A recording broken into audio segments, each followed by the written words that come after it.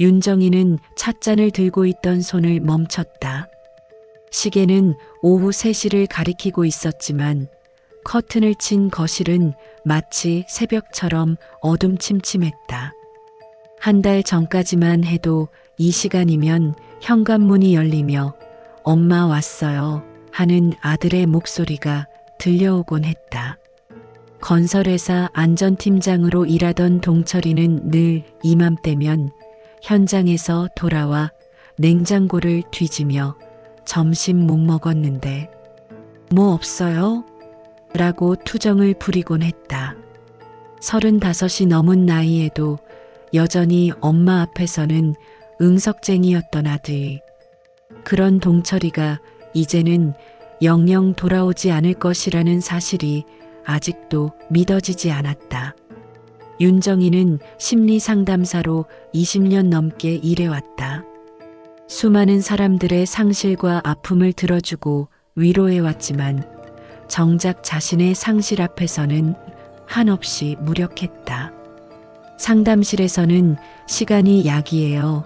슬픔도 받아들이는 과정이 필요해요라고 말해왔지만 그 모든 말들이 공허하게 느껴질 뿐이었다. 식탁 위에는 아직도 동철이 것으로 보이는 편의점 영수증 하나가 놓여 있었다. 사고 전날 밤 야근을 마치고 돌아온 아들이 먹었던 컵라면과 아이스크림 영수증. 그날 밤이 마지막이 될 줄 어떻게 알았겠는가. 산업재해로 인한 사망. 차갑게 들린 경찰서 직원의 말이 아직도 귓가에 맴돌았다. 공사 현장에서 발생한 크레인 추락사고. 즉사 현장 안전팀장이었던 동철이 자신이 관리하던 장비에 깔려 죽었다는 아이러니. 장례식장은 회사 사람들과 친지들로 북적였다. 동철이의 매제이자 직장 동료인 강도연이 모든 절차를 도맡아 처리해 주었다. 형님, 저희가 다 알아서 할 테니까 너무 걱정 마세요. 동철이도 하늘에서 지켜보고 있을 거예요. 도연은 예의 바른 미소를 지으며 조의금을 정리하고 문상객들에게 인사하며 심지어 장례식장 음식까지 신경 써주었다. 윤정이는 그런 사위의 모습에 고마워하면서도 어딘지 모를 어색함을 느꼈다. 동철이와 그렇게 가까웠던가? 평소에는 명절에나 얼굴을 비추던 사람이 갑자기 이렇게 헌신적일 수 있을까? 하지만 슬픔에 잠긴 윤정이에게는 그런 의문을 깊이 생각할 여력이 없었다. 관 속에 누워있는 아들의 얼굴조차 제대로 볼 수 없었다. 사고로 인해 얼굴이 많이 손상되었다며 도연이 빨리 관을 닫아야 한다고 했었다.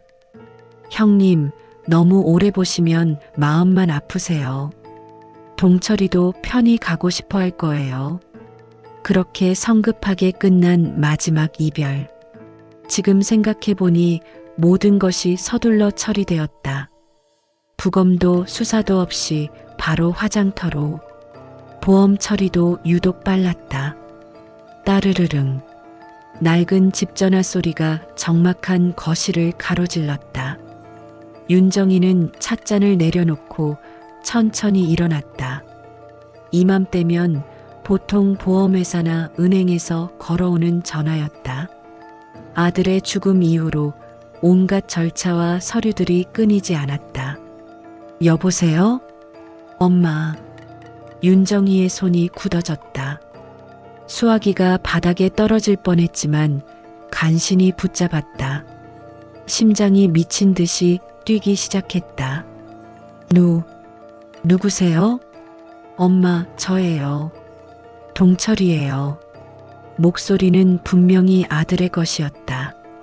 조금 더 쉰 듯하고 약해졌지만 30년 넘게 들어온 그 목소리를 잘못 들을 리 없었다. 윤정이는 벽에 기대어 서서 겨우 말을 이었다. 동철아? 정말 너니? 이게 무슨... 엄마, 지금 전화로는 설명이 힘들어요. 만날 수 있을까요? 하지만 절대 누구에게도 말하시면 안 돼요. 정말 중요한 일이에요. 아니야, 이건 말이 안 돼. 너는 죽었잖아. 내가 장례식도 치렀고, 엄마, 제발 믿어주세요. 설명할게요. 오늘 밤 8시에 우리가 자주 가던 카페 있잖아요. 집 근처 골목 끝에 있는 커피숍 온. 거기서 만나요. 윤정이는 마치 꿈을 꾸는 것만 같았다. 아니, 차라리 꿈이었으면 좋겠다고 생각했다. 이런 잔혹한 착각으로 희망을 품었다가 다시 절망에 빠지느니. 엄마, 아직도 거기 계세요? 응, 여기 있다. 혹시 누군가 엄마를 지켜보거나 따라다니는 것 같은 느낌 받으신 적 있어요? 무슨 소리야? 조심하세요. 그리고 오늘 밤에 꼭 오세요. 하지만 누가 따라오는지 확인하고 오세요. 전화가 끊어졌다. 윤정이는 한동안 수화기를 붙들고 서 있었다. 해시태그 4 의심과 확신 사이. 오후 내내 윤정이는 집안을 서성였다. 전화를 받았을 때의 그 목소리가 계속 맴돌았다. 분명히 동철이의 목소리였다. 하지만 어떻게 그런 일이 가능한가? 자신이 직접 관속의 아들을 봤는데 아니다. 사실 제대로 보지도 못했다. 도연이 서둘러 관을 닫았고 얼굴이 많이 손상되었다고 했었다. 윤정이는 옷장에서 사진첩을 꺼냈다. 동철이의 어린 시절부터 최근까지의 사진들. 웃고 있는 아들의 얼굴을 바라보며 눈물이 흘렀다. 만약 정말로 살아있다면? 만약 그 전화가 진짜였다면? 시계는 어느새 오후 7시를 가리키고 있었다. 윤정이는 코트를 입고 집을 나섰다. 11월의 찬바람이 뺨을 스쳤다. 카페까지는 걸어서 10분 거리였다. 길을 걸으며 주변을 살펴봤다. 혹시 누군가 자신을 따라오는 것은 아닐까? 동철이의 말이 자꾸 신경 쓰였다. 하지만 평범한 주택가 골목에는 귀가하는 직장인들과 강아지를 산책시키는 사람들만 보일 뿐이었다. 커피숍 오는 작고 아담한 카페였다. 동철이가 대학생 때부터 단골로 다니던 곳이었다. 사장 할머니가 늘 친절했고 동철이는 시험 공부를 할 때면 여기서 밤늦게까지 책을 펼쳐놓곤 했다. 윤정이가 카페 문을 열고 들어서자 구석 자리에 앉은 한 사람의 뒷모습이 눈에 들어왔다. 검은 모자를 깊숙이 눌러쓰고 어깨가 예전보다 훨씬 움츠러든 모습이었지만 그 실루엣은 분명히 아들의 것이었다. 동철아? 그 사람이 고개를 돌렸다. 수척해진 얼굴, 깊게 패인 눈가주름, 그리고 왼쪽 이마에 선명한 상처 자국. 하지만 분명히 동철이었다. 살아있는 아들이었다. 엄마. 윤정이는 주저하지 않고 달려가 아들을 끌어안았다. 따뜻한 체온, 익숙한 냄새, 살아있는 사람의 숨소리. 모든 것이 진짜였다. 어떻게 이런 일이. 눈물이 멈추지 않았다. 한 달 동안의 절망과 슬픔이 한순간에 기쁨으로 바뀌었지만 동시에 엄청난 혼란이 밀려왔다. 동철은 엄마의 어깨를 가만히 두드리며 말했다. 엄마, 일단 앉으세요. 설명드릴게요. 하지만 절대 누구에게도, 정말 누구에게도 제가 살아있다는 걸 말하시면 안 돼요. 우리 모두의 생명이 걸린 문제예요. 윤정이는 아들의 심각한 표정을 보며 천천히 자리에 앉았다. 기쁨보다는 두려움이 더 큰 마음으로. 동철아, 도대체 무슨 일이 있었던 거니? 장례식은? 관 속에 있던 사람은? 엄마. 동철의 목소리가 떨렸다. 저는 살해당할 뻔했어요. 아니, 실제로는 살해당한 거나 마찬가지죠. 누군가가 저를 죽은 사람으로 만들었어요. 그리고 그 누군가는, 그는 잠시 말을 멈추고 주변을 살펴봤다. 제 매제 강도연이에요. 윤정희의 얼굴이 창백해졌다. 장례식 때 그렇게 헌신적으로 도와주던 사위가? 무슨 말이야? 도연이가? 그럴 리가 없어. 도연이는? 엄마, 제가 알게 된 진실을 말씀드릴게요. 하지만 먼저 약속해 주세요. 아무에게도 말하지 않겠다고. 윤정이는 떨리는 손으로 아들의 손을 잡았다. 살아있는 아들을 되찾은 기쁨과 알 수 없는 거대한 음모에 대한 두려움이 동시에 밀려왔다. 이것은 끝이 아니라 시작이었다. 진실을 향한 길고도 험난한 여정의 시작이었다. 윤정이는 아들의 손을 꽉 잡고 있었다. 한 달 동안 느껴보지 못한 따뜻함이었다. 하지만 동철의 표정은 여전히 어두웠다. 엄마, 제가 하는 말이 아무리 믿기 어려워도 끝까지 들어주세요. 동철은 주변을 한 번 더 살피고 나서 목소리를 낮췄다. 3개월 전부터 이상한 일들이 계속 있었어요. 제가 담당하던 현장에서 안전장비들이 자꾸 규격에 맞지 않는 걸로 납품되는 거였어요. 헬멧은 충격에 쉽게 깨지고 안전벨트는 하중을 견디지 못했죠. 윤정이는 아들의 말을 조용히 들었다. 동철은 늘 현장 안전에 대해 꼼꼼했었다. 집에서도 오늘 현장에서 누가 다쳤다. 안전수칙을 제대로 안 지켜서 큰일 날 뻔했다는 이야기를 자주 했었다. 처음에는 단순한 업체 실수인 줄 알았어요. 하지만 계속 반복되고 제가 문제 제기를 해도 윗선에서는 예산 문제니까 이해하라는 식으로 넘어가더라고요. 동철의 목소리에 분노가 섞여 들어갔다. 그래서 직접 조사를 시작했어요. 납품업체와 우리 회사 사이의 계약서들을 뒤져보고 안전장비 단가를 비교해보고 그렇게 파다 보니 진짜 문제를 발견했죠. 무슨 문제? 납품업체에서 정가의 80%로 계약을 했는데 실제로는 더 싼 불량품을 납품하고 있었어요. 그 차액은 어디로 갔을까요? 윤정이는 이미 답을 알고 있었지만 말하기가 두려웠다. 회사 간부들과 강도연 매제 계좌로 들어가고 있었어요. 동철은 가방에서 낡은 노트 하나를 꺼냈다. 이걸 보세요. 제가 3개월 동안 모은 자료들이에요. 노트에는 빼곡한 글씨로 날짜, 금액, 업체명들이 기록되어 있었다. 윤정이는 안경을 쓰고 자세히 들여다봤다. 8월 15일 안전 헬멧 500개 납품. 계약가 개당 5만 원, 실제 납품가 2만 원. 차액 1,500만 원. 9월 3일 안전벨트 200개 납품. 계약가 개당 8만 원, 실제 납품가 3만 원. 차액 1,000만 원. 숫자들이 계속 이어졌다. 윤정이는 점점 끔찍한 진실을 깨달아가고 있었다. 동철아, 그럼 현장에서 다친 사람들은? 네, 맞아요.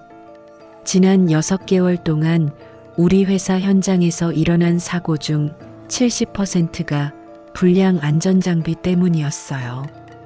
헬멧이 깨져서 머리를 다친 사람, 안전벨트가 끊어져서 추락한 사람.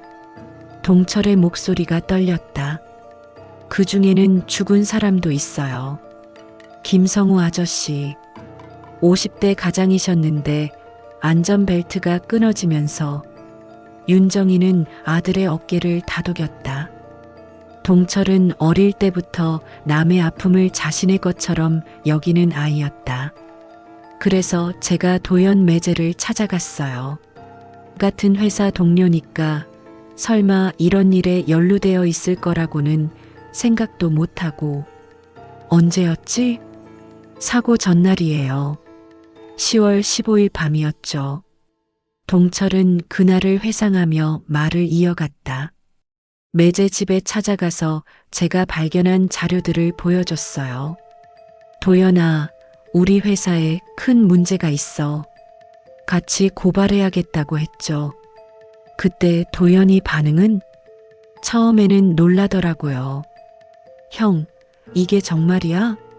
이런 일이 있었다고? 하면서요. 그래서 저도 안심했어요. 역시 도연이는 모르고 있었구나 하고. 동철은 쓴웃음을 지었다. 하지만 그게 연기였어요. 도연이는 이미 다 알고 있었던 거죠. 아니, 주도하고 있었던 거예요. 어떻게 알았니? 그 다음날 새벽이었어요.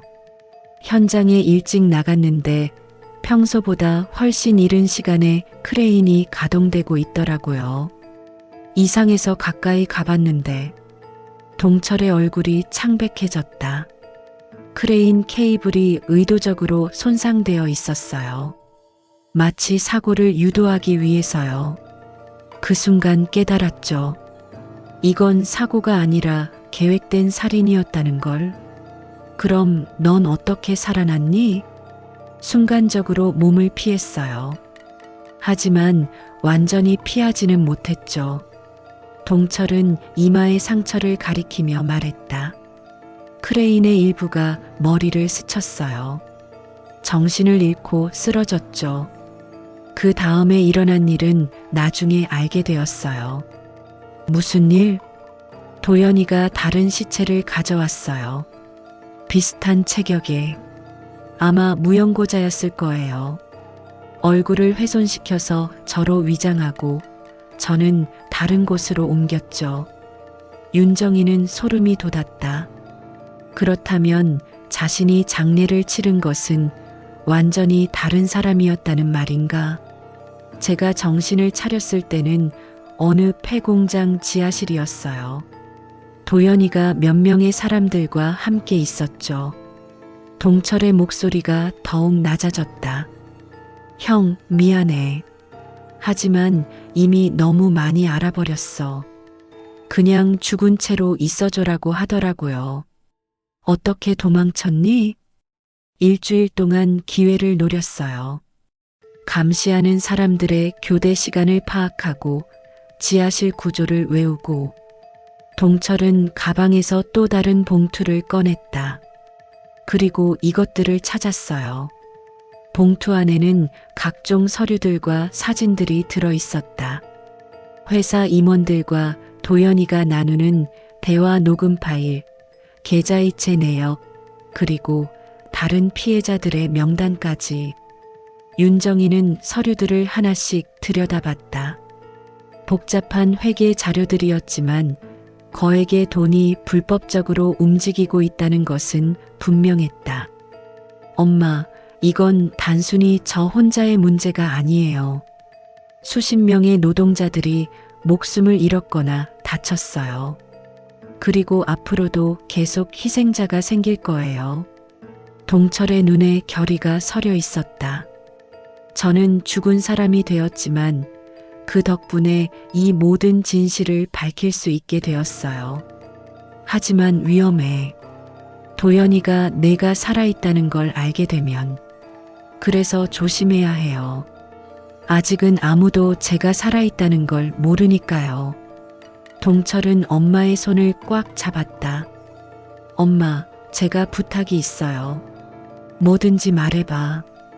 이 일을 함께 해주세요. 저 혼자서는 힘들어요. 하지만 엄마가 도와주시면. 윤정이는 잠시 망설였다. 아들을 되찾은 기쁨도 잠시. 이제 더 큰 위험이 기다리고 있었다. 하지만 아들의 절실한 눈빛을 보니 거부할 수 없었다.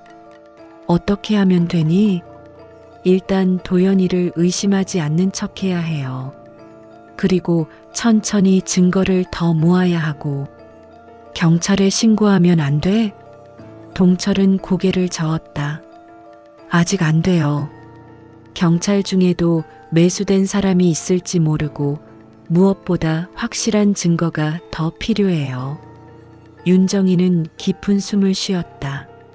상담사로서 20년 동안 쌓은 침착함을 발휘할 때였다. 알겠다. 엄마가 도와줄게. 고마워요, 엄마. 하지만 정말 위험할 거예요. 괜찮아. 너를 지키기 위해서라면 뭐든지 할 수 있어. 모자는 서로를 바라보며 굳은 다짐을 했다.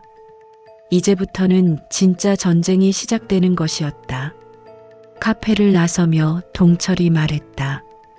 엄마, 앞으로는 연락을 조심해서 해야 해요. 혹시 전화가 감청되고 있을지도 모르니까.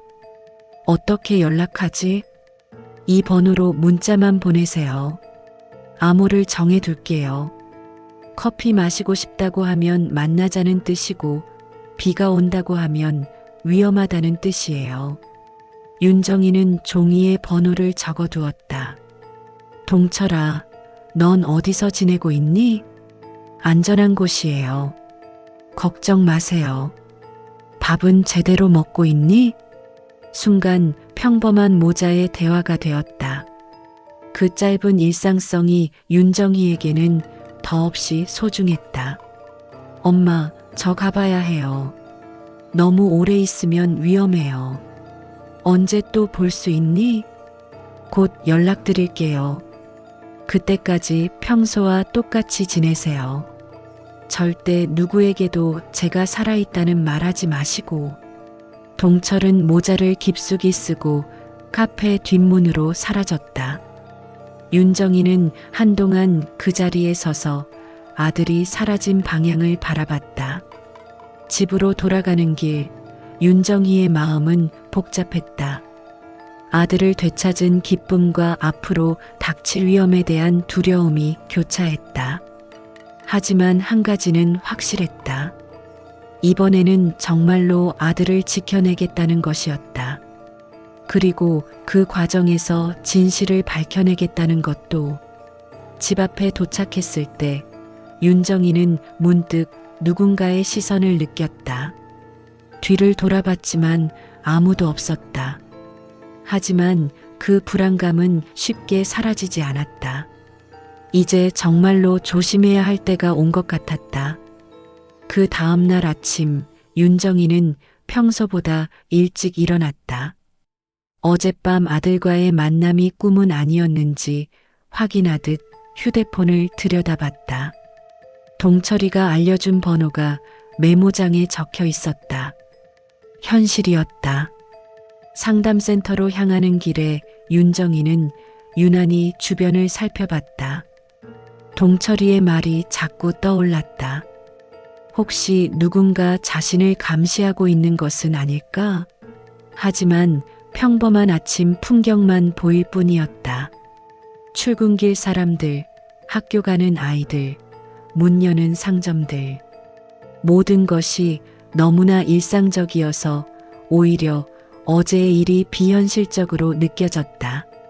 상담센터에 도착해서도 집중이 잘 되지 않았다. 첫 번째 내담자는 40대 남성으로 직장에서의 스트레스 때문에 상담을 받으러 온 사람이었다. 요즘 회사에서 자꾸 이상한 일들이 일어나고 있어요. 윗사람들이 뭔가 숨기고 있는 것 같고 동료들 사이에서도 의심의 눈초리가. 내담자의 말을 듣던 윤정이는 순간 얼어붙었다. 혹시 이 사람도 자신과 비슷한 상황에 처한 것은 아닐까? 하지만 곧 자신을 다잡았다. 지금은 상담사로서의 역할에 충실해야 할 때였다. 구체적으로 어떤 일들이 일어나고 있는지 말씀해 주실 수 있을까요? 상담을 마치고 나서 윤정이는 문득 생각했다.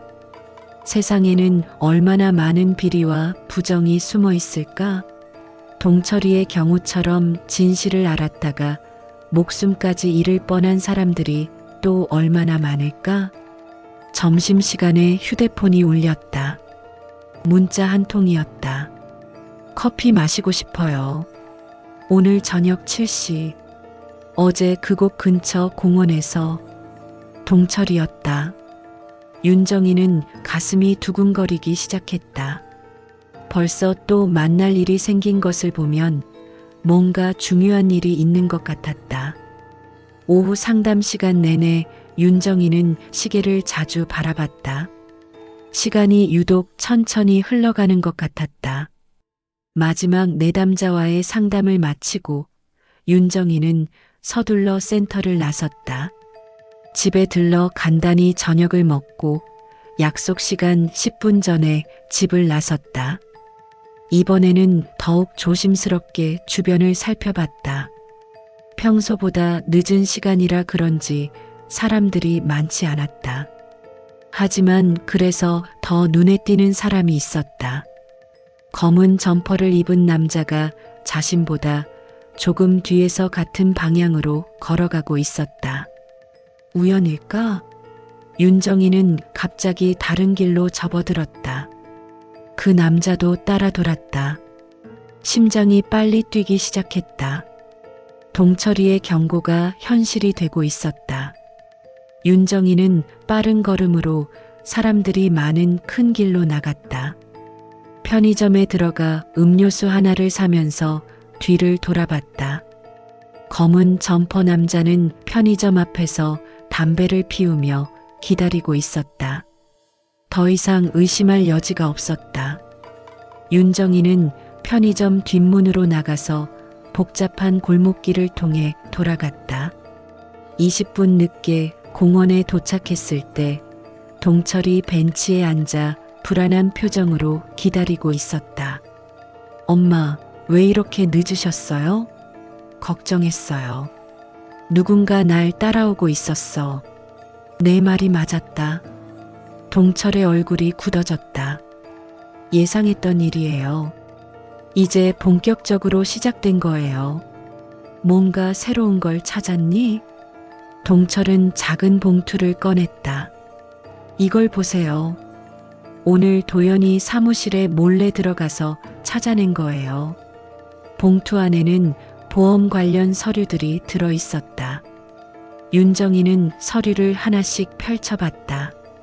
이건 너 명의의 보험? 네. 제가 모르는 사이에 가입된 거예요. 5억 원짜리 생명보험이에요. 수익자는 강도연으로 되어 있고 윤정이는 손이 떨렸다. 5억 원. 아들을 죽이려 했던 이유가 명확해졌다. 언제 가입된 거니? 6개월 전이에요. 제가 안전장비 비리를 조사하기 시작한 시기와 정확히 맞아떨어져요. 그럼 도연이가 이미 그때부터 네, 저를 죽일 계획을 세우고 있었던 거죠.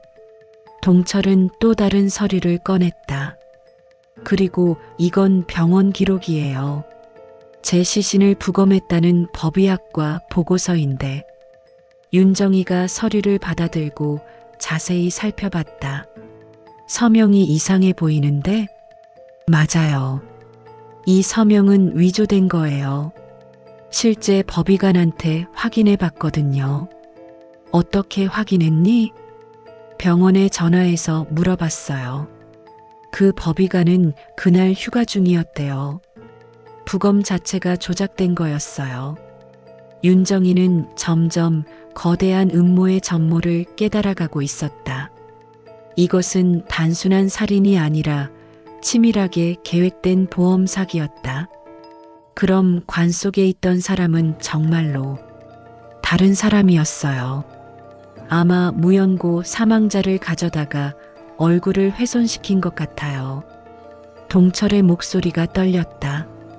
엄마, 이 사람들이 얼마나 무서운 일을 할 수 있는지 아시겠죠? 저뿐만 아니라 엄마도 위험해요. 괜찮아. 이미 각오했어. 윤정이는 아들의 어깨를 다독이며 말했다. 그런데 이것만으로 충분할까? 경찰이 믿어줄까? 아직 부족해요. 더 결정적인 증거가 필요해요. 동철은 주머니에서 작은 기계를 꺼냈다. 이게 뭐니? 녹음기예요. 도연이와 공범들의 대화를 녹음해야 해요. 자백을 받아내는 거죠. 어떻게? 도연이 집에 이걸 설치해야 해요. 그리고 사무실에도. 윤정이는 깜짝 놀랐다. 그건 너무 위험해. 발각되면 다른 방법이 없어요, 엄마. 이미 저는 죽은 사람이니까 직접 할 수도 없고, 내가 어떻게 그런 걸 해? 나는 그런 일의 전문가가 아니야. 걱정 마세요. 방법을 알려드릴게요. 동철은 가방에서 지평면도 하나를 꺼냈다. 이건 도연이 집 구조도예요. 평소에 도연이가 전화 받는 곳은 여기 서재예요. 여기에 설치하면 돼요. 어떻게 들어가? 열쇠가 있어요. 예전에 비상용으로 하나 받아둔 게 있거든요. 윤정이는 망설였다. 상담사인 자신이 남의 집에 몰래 들어가서 도청 장치를 설치한다는 것이 믿어지지 않았다. 정말 다른 방법은 없니? 엄마, 제 목숨이 걸린 문제예요. 그리고 앞으로 더 많은 사람들이 죽을 수도 있어요. 동철의 절실한 눈빛을 보니 더 이상 거부할 수 없었다. 알겠다. 해보자. 고마워요, 엄마. 내일 오후에 하는 게 좋을 것 같아요. 도연이는 회사에 있을 테니까.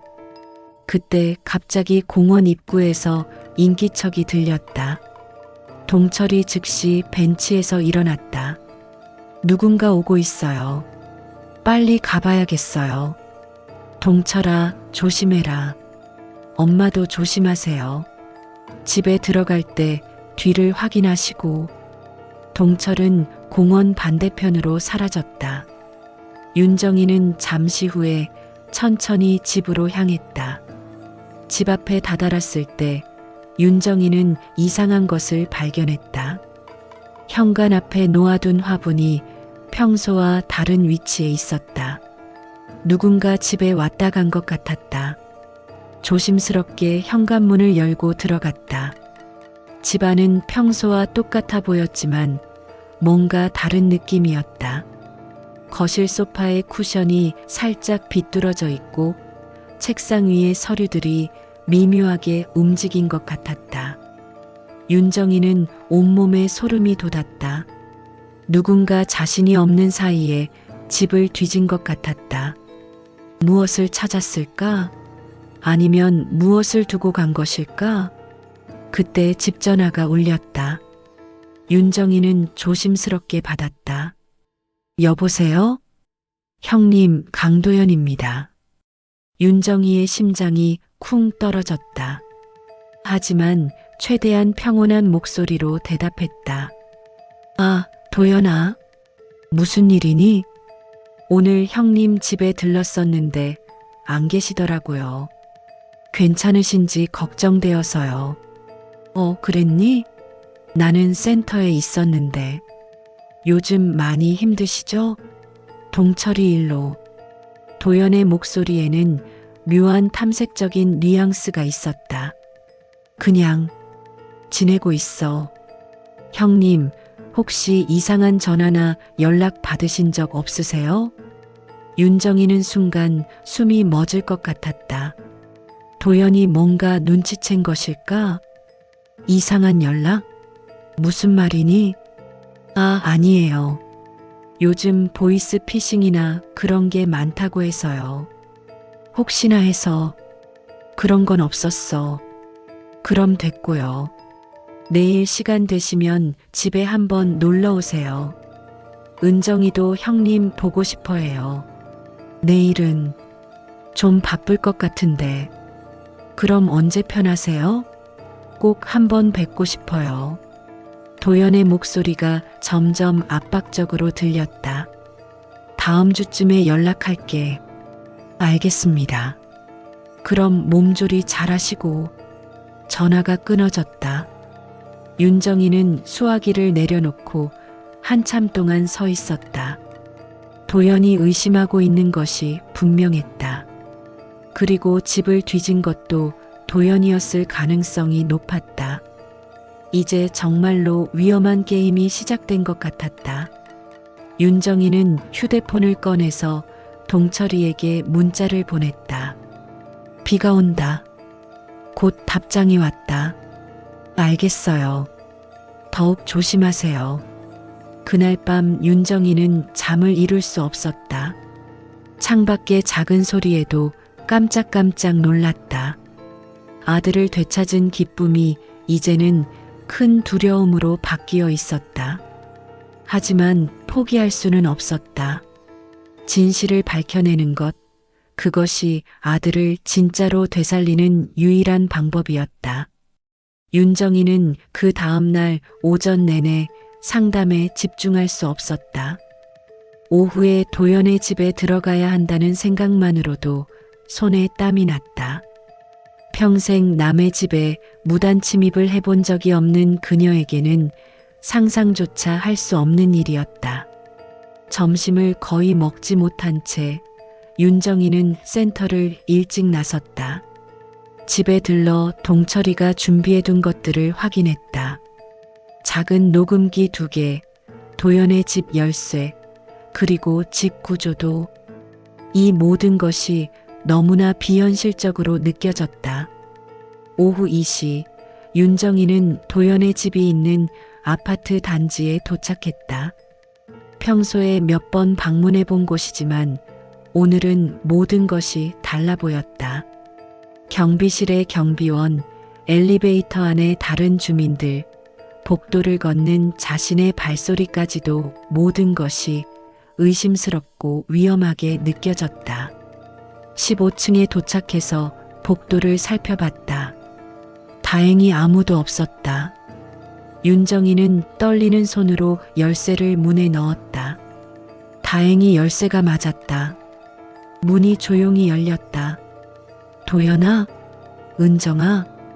혹시나 해서 불러봤지만 대답이 없었다. 집안은 조용했다. 윤정이는 조심스럽게 들어가서 문을 닫았다. 동철이가 그려준 구조도를 꺼내 확인했다. 서재는 거실을 지나 복도 끝에 있었다. 발소리가 나지 않도록 조심스럽게 걸었다. 서재 문을 열자 깔끔하게 정리된 책상과 책장이 보였다. 동철이의 지시대로 전화기 근처에 첫 번째 녹음기를 설치했다. 작은 자석으로 책상 아래쪽에 붙여놓으니 거의 보이지 않았다. 그 다음 거실로 나와서 소파 근처에 2번째 녹음기를 설치했다. 모든 작업을 마치는데 10분 정도 걸렸다. 윤정이는 안도의 한숨을 쉬며 현관으로 향했다. 그때였다. 딸깍. 현관문이 열리는 소리였다. 윤정이의 심장이 멈춰버릴 것 같았다. 누군가 들어오고 있었다. 발소리가 들렸다. 여자의 발소리 같았다. 아마 은정이일 것이다. 윤정이는 순간적으로 판단했다. 거실에서 나가려면 현관 쪽을 지나야 하는데 그러면 들킬 수밖에 없었다. 그녀는 재빨리 서재로 들어가서 문을 살짝 닫았다. 이상하네. 문이 열려 있었나? 은정의 목소리였다. 윤정이는 숨을 죽이고 서재 문틈으로 밖을 엿봤다. 은정이 현관에서 신발을 벗고 있었다. 여보세요? 혹시 집에 계세요? 은정이 집안을 확인하며 불렀다. 윤정이는 서재 구석으로 몸을 움츠렸다. 만약 은정이 서재를 확인하러 오면 어떻게 하지? 다행히 은정은 부엌으로 향했다. 냉장고 여는 소리가 들렸다. 아마 뭔가 가지러 온 것 같았다. 윤정이는 이 기회에 나가야 한다고 생각했다. 조심스럽게 서재 문을 열고 복도로 나왔다. 은정은 여전히 부엌에 있었다. 윤정이는 최대한 조용히 현관으로 향했다. 누구세요? 은정의 목소리가 등 뒤에서 들렸다. 윤정이는 얼어붙었다. 천천히 돌아보니 은정이 부엌에서 나와 이쪽을 보고 있었다. 하지만 다행히도 표정이 적대적이지는 않았다. 어머, 어머님이세요? 깜짝이야. 은정아, 안녕. 윤정이는 최대한 자연스럽게 웃으려고 노력했다. 어떻게 여기에? 도연 오빠는 회사에 갔는데. 아, 그냥. 동철이 방에서 가져올 게 있어서. 동철이는 결혼 전까지 이 집에서 도현, 은정과 함께 살았었다. 그 시절의 물건들이 아직 남아있을 수도 있었다. 아, 그러세요? 찾으셨어요? 응, 찾았어. 그런데 어떻게 들어오셨어요? 문이 열려 있었나? 윤정이는 순간 당황했다. 열쇠로 들어온 것을 어떻게 설명하지? 아, 도연이가 열쇠를 줬었거든. 아, 그랬군요. 그럼 차라도 한 잔 드시고 가세요. 아니야, 괜찮다. 너도 바쁠 텐데. 별일 아니에요. 어머님께서 이렇게 오신 건 오랜만이잖아요. 은정의 호의를 거절하기가 어려웠다. 그리고 갑자기 나가버리면 더 의심스러워 보일 수도 있었다. 그럼 잠깐만. 거실에 앉아서 은정이 끓여준 차를 마시는 동안 윤정이는 불안했다. 혹시 녹음기가 보이지는 않을까? 은정이 뭔가 눈치채지는 않을까? 요즘 어떻게 지내세요? 동철 오빠 일로 많이 힘드시죠? 그냥 지내고 있어. 오빠가 정말 안타까워해요. 형이었는데 지켜주지 못했다고. 윤정이는 차를 마시다가 손을 멈췄다. 도연이 정말 그런 말을 했을까? 아니면 은정 앞에서 연기하는 것일까? 도연이가? 네. 매일 후회한다고 해요. 그날 현장에 같이 있었으면 사고를 막을 수 있었을 텐데 하면서요. 그날 도연이는 어디 있었니? 본사에서 회의 중이었어요. 현장 안전 점검 관련 회의였는데 그 회의 때문에 현장에 못 갔다고 하더라고요. 윤정이는 속으로 씁쓸하게 웃었다. 완벽한 알리바이까지 만들어둔 것이었다. 은정아, 혹시 도연이가 요즘 이상한 점 없니? 이상한 점이요? 뭔가 예전과 달라진 거라든지. 은정은 잠시 생각하더니 말했다. 글쎄요. 요즘 전화를 많이 받긴 해요. 그것도 이상한 시간에. 이상한 시간? 새벽이나 늦은 밤에요. 받을 때마다 다른 방으로 가서 받거든요. 뭔가 중요한 일인 것 같긴 한데. 윤정희의 마음이 두근거렸다. 바로 그런 전화 통화를 녹음해야 하는 거였다. 그리고 요즘 돈을 많이 써요. 비싼 시계도 사고 차도 바꾸려고 하고. 갑자기 돈이 생겼나? 보험금 때문인가 봐요. 동철 오빠 보험금 처리를 도연 오빠가 해줬잖아요. 윤정이는 가슴이 답답해졌다. 아들의 목숨값으로 사치를 부리고 있다는 말인가. 그래, 그랬구나. 차를 다 마신 윤정이는 일어났다. 그럼 이제 가볼게. 벌써요? 저녁에 도연 오빠 오면 같이 드시고 가시면 안 돼요? 아니야, 다음에. 오늘은 좀 피곤해서. 그럼 문자라도 한 번씩 주세요. 걱정돼요. 현관에서 신발을 신으며 윤정이는 은정을 바라봤다. 아직 어린 얼굴에 순수함이 남아 있었다. 이 아이는 남편이 살인자라는 것을 전혀 모르고 있었다. 집에 돌아온 윤정이는 즉시 동철에게 문자를 보냈다. 커피 마시고 싶다. 긴급. 30분 후 공원에서 만난 동철에게 모든 상황을 설명했다. 다행히 들키지 않으셨네요. 고생하셨어요. 은정이가 도연이가 요즘 새벽에 전화를 많이 받는다고 하더라. 바로 그거예요. 아마 윗선이나 공범들과 통화하는 것 같아요. 언제쯤 녹음할 수 있을까? 며칠 기다려봐야 해요. 녹음기 배터리가 일주일은 버틸 거예요. 사흘이 지났다. 윤정이는 매일 불안한 마음으로 동철의 연락을 기다렸다. 그리고 나흘째 되는 날 저녁 드디어 연락이 왔다. 대박이에요, 엄마. 결정적인 녹음을 했어요.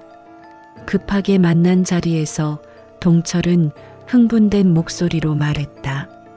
어젯밤 새벽 이 시경에 도연이가 누군가와 통화했어요. 동철은 작은 녹음기를 꺼내서 재생 버튼을 눌렀다. 약간 잡음이 섞인 가운데 도연의 목소리가 들렸다. 시체 바꿔치기는 이미 끝났다고 했잖아요. 동철은 영원히 돌아오지 못할 거예요. 그런데 왜 자꾸 의심스러운 일들이 생기는 거야? 동철 어머니가 이상하게 행동하고 있다는 보고가 들어왔어. 별거 아닙니다. 그냥 슬퍼서 그런 거죠. 며칠 더 지켜보시죠. 확실한 거지? 혹시 동철이 살아있는 건 아니야? 말도 안 됩니다. 제가 직접 확인했어요. 완전히 처리됐습니다. 보험금은 언제 나와? 다음 주 안에 나올 예정입니다. 5억 전부 받을 수 있어요. 그럼 약속한 대로 나눠 가지는 거지? 물론입니다. 말씀하신 대로 반반씩. 좋아. 그런데 정말 조심해. 이 일이 들통나면 우리 모두 끝이야. 걱정 마세요. 모든 증거는 완벽하게 처리했으니까요. 녹음이 끝났다. 윤정이는 손이 떨렸다. 생생한 자백이었다. 이보다 더 확실한 증거가 있을까? 이걸로 충분하니? 충분해요. 하지만 더 있어요. 동철은 또 다른 파일을 재생했다. 법의관한테는 얼마 줬지? 1천만 원이요. 부검서 조작하는 대가로. 병원 직원은 500만 원. CCTV 조작하고 기록 빼는데 필요했어요. 경찰 쪽에는 아직 안 줬어요. 필요하면 주려고 준비만 해뒀죠. 대화는 계속 이어졌다. 구체적인 금액, 방법, 공범들의 이름까지 모든 것이 녹음되어 있었다. 엄마, 이제 경찰에 신고해야 해요. 하지만 경찰 중에도 매수된 사람이 있을 수 있다고 했잖아. 그래서 언론에도 동시에 공개할 거예요. 그러면 은폐할 수 없을 거예요. 윤정이는 깊은 숨을 쉬었다. 드디어 아들의 죽음을 둘러싼 진실이 세상에 알려질 때가 온 것이다. 그런데 동철아, 이렇게 되면 내가 살아있다는 것도 알려지는 거 아니야? 네. 이제 숨을 이유가 없어요. 오히려 제가 살아있어야 더 충격적인 증언이 될 수 있을 거예요. 위험하지 않을까? 이미 모든 증거가 공개되는 상황에서는 저를 해칠 이유도 없을 거예요. 오히려 그런 짓을 하면 더 큰 의욕만 살 뿐이죠. 다음 날 윤정희와 동철은 모든 증거를 들고 경찰서로 향했다. 수사관들은 처음에는 믿기 어려워했지만 녹음 파일과 서류들을 확인한 후 심각한 표정을 지었다. 이것은 중대한 사건입니다. 즉시 수사에 착수하겠습니다.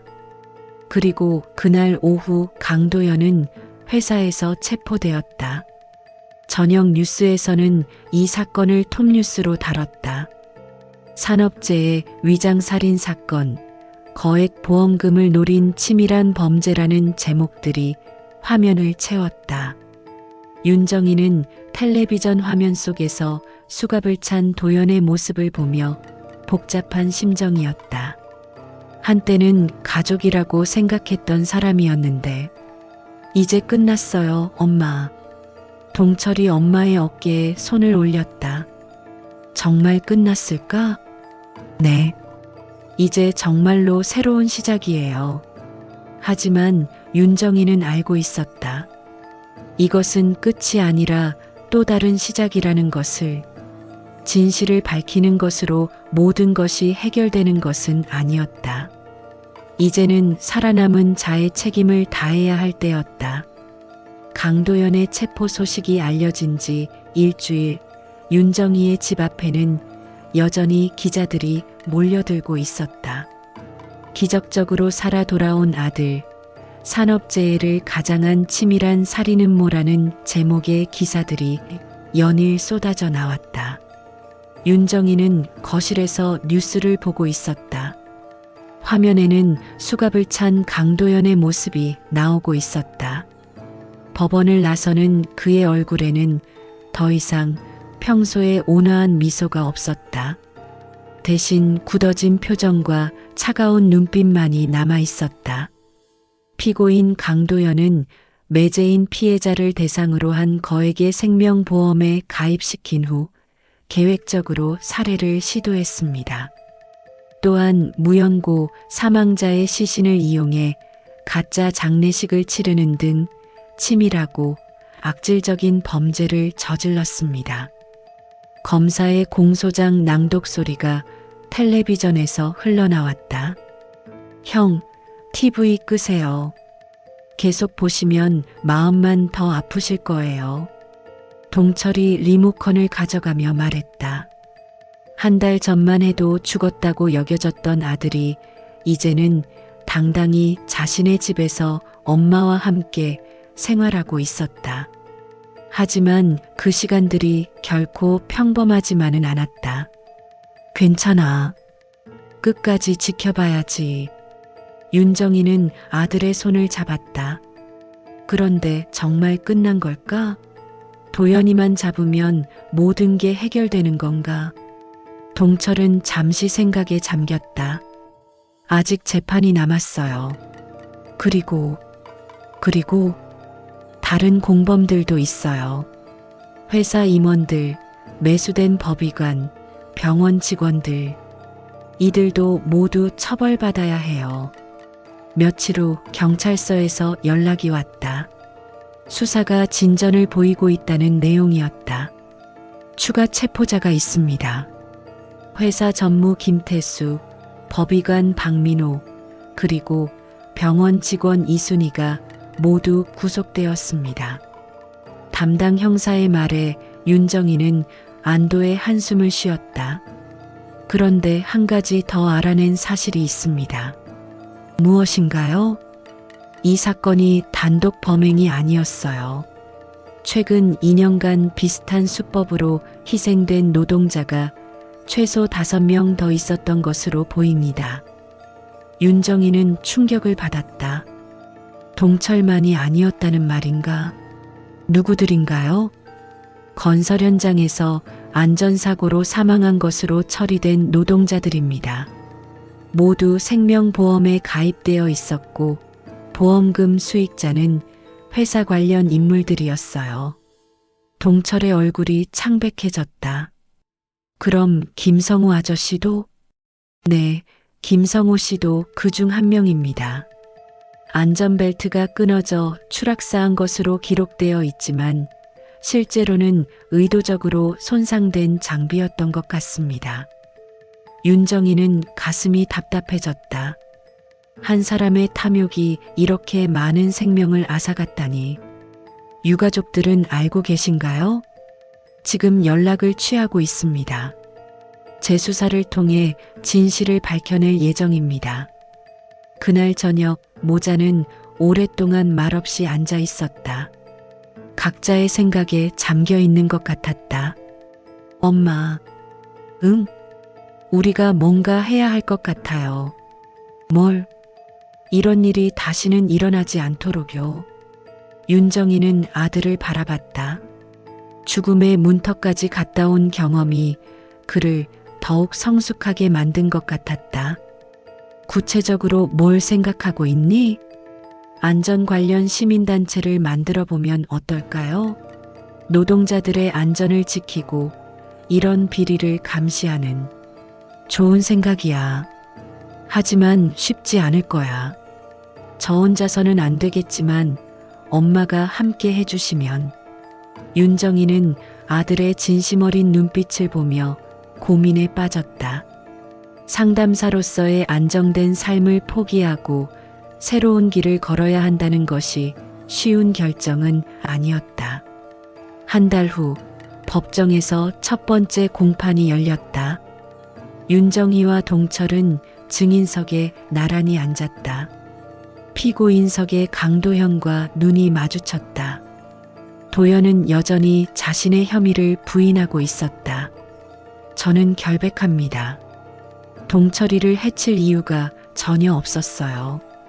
하지만 검찰이 제시한 증거들은 확실했다. 녹음 파일, 계좌 이체 내역, 보험 가입 기록, 조작된 부검서까지 모든 것이 그의 범행을 뒷받침했다. 피고인은 피해자와의 신뢰관계를 이용해 거액의 생명보험에 가입시킨 후 계획적으로 살해를 시도했습니다. 검사의 논고가 이어졌다. 또한 다른 노동자들의 안전을 의도적으로 무시하고 불량 안전장비를 납품하여 여러 명의 목숨을 앗아갔습니다. 이는 단순한 살인이 아닌 반인륜적 범죄입니다. 재판은 3개월간 계속되었다. 그 기간 동안 윤정희와 동철은 다른 피해자 유가족들을 만났다. 김성호 씨의 아내 김영숙 씨, 크레인 사고로 아들을 잃은 박정수 씨 부부, 안전모 파손으로 뇌사상을 당한 이민철 씨의 가족들. 우리 남편이 그렇게 죽었다니. 20년간 믿어온 게 모두 거짓이었어요. 김영숙 씨는 눈물을 흘리며 말했다. 그 사람들 때문에 우리 가족이 얼마나 고생했는지. 보상금도 제대로 못 받아서 아이들 학비도 못 댔어요. 이제라도 진실이 밝혀졌으니 정당한 보상을 받으실 수 있을 거예요. 윤정이가 위로의 말을 건넸다. 하지만 죽은 사람은 돌아오지 않아요. 박정수 씨의 말에 모든 사람들이 무거운 침묵에 빠졌다. 그날 밤 집으로 돌아온 윤정이는 동철에게 말했다. 너 말이 맞다. 우리가 뭔가 해야 해. 정말요? 응. 이런 일이 다시는 일어나지 않도록. 2달 후 2번째 길 시민안전센터가 문을 열었다. 작은 사무실이었지만 윤정희와 동철의 열정으로 가득했다. 센터의 첫 번째 사업은 산업재해 피해자, 가족들을 위한 상담 서비스였다. 윤정희의 상담사 경험이 큰 도움이 되었다. 저희 센터에서는 산업재해로 가족을 잃으신 분들의 심리적 치유를 도와드리고 법적 권리를 보호받을 수 있도록 지원하고 있습니다. 윤정희는 센터 개소식에서 말했다. 또한 현장 안전 실태를 조사하고 비리를 감시하는 활동도 병행할 예정입니다. 동철이 이어서 말했다. 우리는 2번째 기회를 얻었습니다. 이제 그 기회를 다른 분들과 나누고자 합니다. 개소식에는 많은 사람들이 찾아왔다. 피해자 가족들, 노동조합 관계자들, 시민단체 활동가들, 그리고 취재진들까지. 동철 씨는 기적적으로 살아 돌아오셨는데 이런 활동을 시작하게 된 특별한 계기가 있으신가요? 한 기자의 질문에 동철이 대답했다. 저는 우연히 살아남았지만 다른 분들은 그렇지 못했어요. 김성우 아저씨를 비롯해 여러분들이 제가 살아있는 이유가 바로 이 일을 하기 위함이라고 생각해요. 그의 말 강도연에 대한 1심 판결이 나왔다. 살인미수, 사기, 공문서 위조, 뇌물 공여 등의 혐의로 징역 20년이 선고되었다. 공범들도 각각 10년에서 15년의 중형을 받았다. 정의가 승리했습니다. 법정을 나서는 길에 동철이 말했다. 하지만 이것만으로는 부족해요. 앞으로 할 일이 더 많아요. 윤정이가 고개를 끄덕였다. 1년 후 두 번째 길센터는 전국적으로 유명해졌다. 산업재해 예방을 위한 법률 개정에도 기여했고 수십 명의 피해자 가족들이 정당한 보상을 받을 수 있도록 도왔다. 엄마, 오늘 또 새로운 상담 신청이 들어왔어요. 동철이 서류를 들고 윤정희에게 보여주었다. 부산에서요? 네. 조선소 안전사고 관련인데 뭔가 의심스러운 점들이 있다고 해요. 그럼 내일 부산으로 내려가자. 힘드시지 않으세요? 괜찮아. 이게 우리가 해야 할 일이잖아. 어느 일요일 오후 모자는 함께 공원을 산책하고 있었다. 평범한 일상이었지만 그 평범함이 얼마나 소중한지 두 사람 모두 알고 있었다. 엄마, 후회 안 하세요? 뭘? 상담센터 그만두고 이 일 시작한 거요. 윤정이는 잠시 생각했다. 전혀 후회 안 해. 오히려 이제야 진짜 의미 있는 일을 하고 있는 것 같아. 저도 그래요. 예전에는 그냥 돈 벌기 위해 일했는데 이제는 정말 누군가를 도울 수 있어서 보람돼요. 공원 한쪽에는 작은 추모 공간이 있었다. 산업재해로 목숨을 잃은 노동자들을 기리는 곳이었다. 모자는 그곳에 다가갔다. 꽃들과 함께 작업용 헬멧들이 놓여 있었다. 각 헬멧에는 희생자들의 이름이 적혀 있었다. 김성호, 이민철, 박준영. 그리고 맨 끝에는 윤동철이라는 이름도 있었다. 물론 그는 살아 있었지만 상징적인 의미로 놓인 것이었다. 이분들이 헛되이 죽지 않도록 해야겠어요. 동철이 헬멧을 어루만지며 말했다. 그래. 우리가 할 수 있는 모든 걸 다 하자. 윤정이가 대답했다. 해가 지고 있었다. 주황빛 노을이 하늘을 물들이고 있었다. 모자는 나란히 벤치에 앉아 그 풍경을 바라봤다. 엄마, 응? 고마워요. 저를 포기하지 않아서. 무슨 소리야? 엄마가 언제 너를 포기했다고. 그리고 함께 이 길을 걸어주셔서도. 윤정이는 아들의 어깨에 머리를 기댔다. 우리 함께 끝까지 가보자. 이제는 안전한 세상으로. 네, 반드시요. 두 사람의 그림자가 석양에 길게 드리워졌다. 그들 앞에는 아직 갈 길이 멀었지만 더 이상 혼자가 아니었다. 그리고 그들이 걷고 있는 길 위에는 희망이 있었다. 그것이 바로 두 번째 길이었다. 지금까지 시청해 주셔서 감사합니다. 하고 싶은 이야기가 있다면 댓글 달아주세요. 그럼 오늘도 즐겁고 행복한 하루 되시고 다음에도 좋은 이야기로 찾아오겠습니다. 바람 같은 세월, 이야기 같은 삶이었습니다.